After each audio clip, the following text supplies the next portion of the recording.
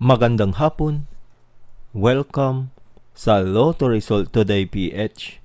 Narito ang mga resulta para sa 2 p.m. draw, January 2, 2026.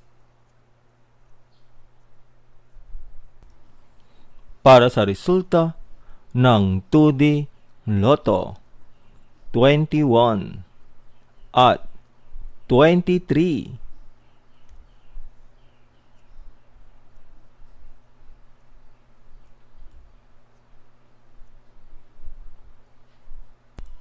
Para sa resulta ng 3D Lotto, 4, 7, at 9.